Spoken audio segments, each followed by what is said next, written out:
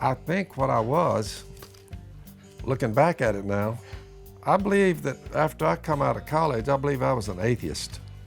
I believe if you had to have a word for me, I know one thing, I was a sinful, low-down, sorry guy, but you say, did you consider yourself an atheist or an agnostic?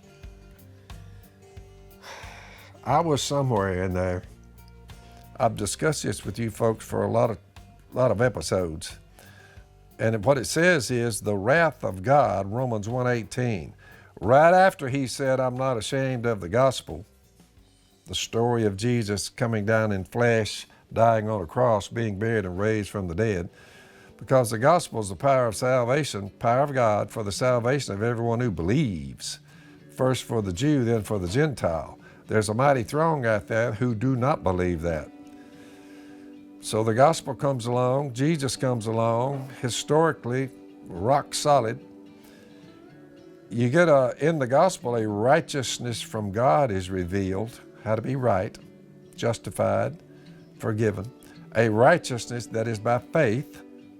We're believing in a God we've never seen, but we've seen and we are seeing the creation. Well,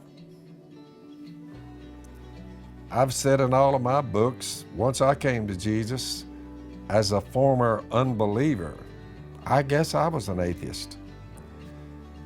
But I run up on the story of Jesus and I look around, and a lot of it in my mind, it started with where in the world did the cosmos come from, the universe.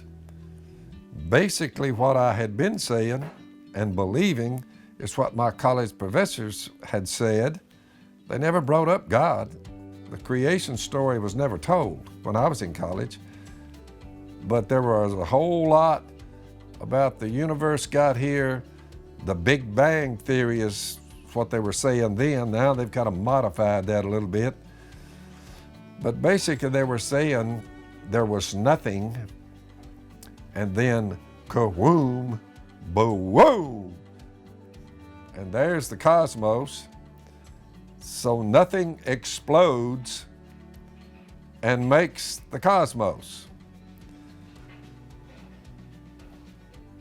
If you just think about that, I mean, I was a C+ college student, maybe low B. I tried not to study no more than I had to. But I'm rocking along until I was 28. And I certainly had never put my faith in Jesus Christ, that's for sure. But I heard the story about him, and I stacked that up against what God has made, because as a man of the forest, that was me in my college years, and to this day, I'm a man of the forest. I stay in the woods on the water all the time. I've spent more time in the woods than I have anywhere else.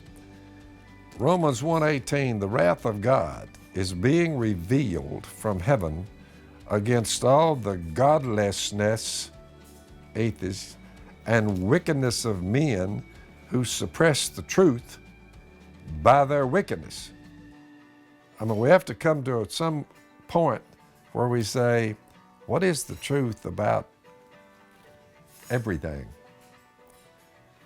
We're looking around and we're seeing what are trees, the animal world, bugs, bacteria, viruses, flying creatures, huge, monstrous-looking hippopotamuses, elephants, all the way down to tiny little bugs. I mean, the whole thing is just life. So Romans 1 was written, since what may be known about God is plain to them because God has made it plain to them. Since the creation of the world, God's invisible qualities, they're talking about the atomic structure of things, the molecular makeup, the atoms, The Bible says there's a God. That's who He is, everywhere at once, all-knowing. You're like all-powerful, everywhere at once. What may be known about Him is plain to the human race because God has made it plain to them. If you just look.